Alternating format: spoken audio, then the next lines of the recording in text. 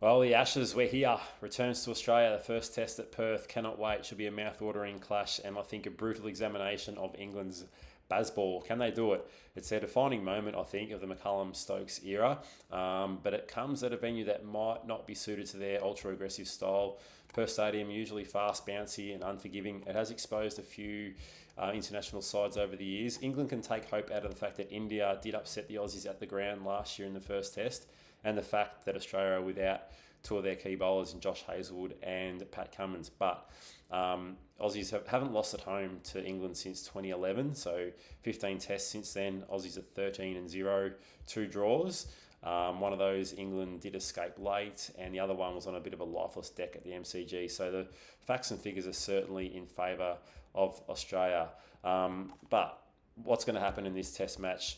Those two Aussies that are out, Cummins and Hazlewood, I think Australia are well equipped to cover those guys. So you got Stark and Boland, serious bowlers. Boland, they got a hold of him in England in 2023, but different kettle of fish in Australia. And Stark is obviously going to be a threat. And we can back Brendan Doggett in. He's been champing at the bit to get a game. And England have struggled with sort of unknown bowlers. They're used to Hazlewood, Stark and Cummings. They have had trouble against bowlers that haven't been exposed to it. So I think Doggett can be influential in this game as well. Nathan Lyon, better spinning option. And if Australia batsmen Smith and Labuschagne can dig in, I think it's going to be a tricky one for England.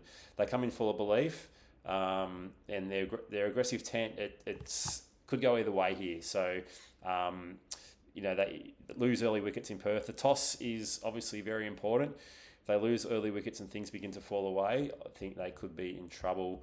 And a few other things to note, only 5 of their players have played in Australia. Their record is, some of those players that have played, Root, average record in Australia, he's averaging in the 30s, only averages 12 in Perth. Those games were at the Wacker though. Harry Brook hasn't played a test here. Will his game style come off? Hasn't quite looked settled since they came over in that practice game as well. So it's all pointing towards the Aussies. Back them in the head-to-head. In terms of some player props, Marnus, Labuschagne and Steve Smith. So Labuschagne, he is back in town. He's been playing really well on Sheffield Shield level. Didn't play the last series against the West Indies or in the World Test Championship against South Africa, but his form in the nets was, they talked that up and he's backed it up at Sheffield Shield level. Take him and get good value for 30 plus runs. Steve Smith, he will rise to the occasion as skipper. He's got a lot better average when he captains the side, so he's going to be captain without Cummins. His average is a lot higher.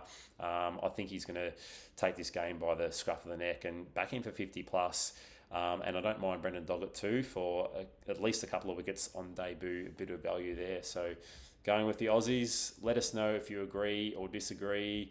Will the Aussies batting hold up or not? And how will the likes of Mark Wood and Jofra Archer go? Plenty to look forward to. Good luck.